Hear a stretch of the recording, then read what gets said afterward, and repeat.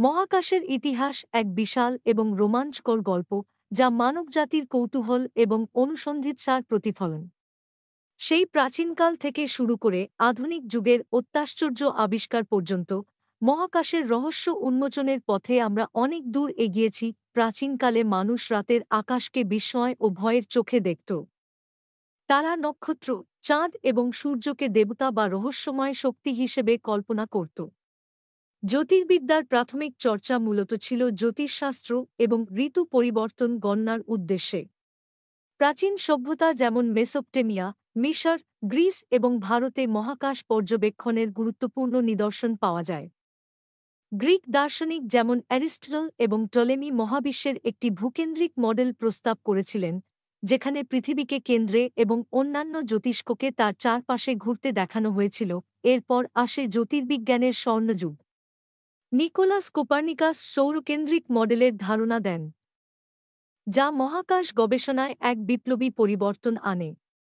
Galileo Galilei দূরবীক্ষণ যন্ত্র ব্যবহার করে মহাকাশের নতুন দিগন্ত উন্মোচন করেন।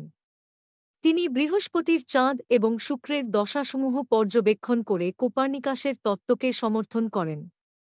ইয়োহানেস কেপলার গ্রহগুলির গতির নিয়ম আবিষ্কার করেন এবং আইজ্যাক নিউটন তার মহাকর্ষের সূত্র দিয়ে মহাজাগতিক গতির একটি সুস্পষ্ট ব্যাখ্যা দেন।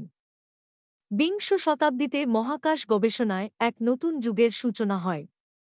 রকেট প্রযুক্তির উন্নতি মানবজাতিকে পৃথিবীর মাধ্যাকর্ষণ পেরিয়ে মহাকাশে পাড়ি দেওয়ার সুযোগ করে দেয়।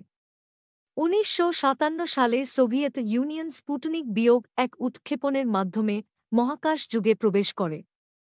এর পরপরই যুক্তরাষ্ট্র মহাকাশ অভিযানে শামিল হয়। ১৯৬১ সালে ইউরি গ্যাগারিন প্রথম মানুষ হিসেবে মহাকাশে যান এবং ১৯৬৯ সালে নীল আর্মস্ট্রং চাঁদে প্রথম মানুষের পদচিহ্ন অঙ্কিত করেন। এরপর থেকে মহাকাশ গবেষণা দ্রুত গতিতে এগিয়েছে। অসংখ্য কৃত্রিম উপগ্রহ পৃথিবী প্রদক্ষিণ করছে, যা যোগাযোগ, আবহাওয়া পর্যবেক্ষণ এবং বৈজ্ঞানিক গবেষণায় অপরিহার্য ভূমিকা পালন করছে। হাবল স্পেস টেলিস্কোপের মতো শক্তিশালী দূরবীক্ষণ যন্ত্র মহাবিশ্বের দূরতম প্রান্তের ছবি তুলেছে এবং আমাদের জ্ঞানের দিগন্ত প্রসারিত করেছে। বিভিন্ন গ্রহ এবং উপগ্রহে রোবযান পাঠানো হয়েছে, যা সেখানকার পরিবেশ এবং গঠন সম্পর্কে মূল্যবান তথ্য সরবরাহ করছে।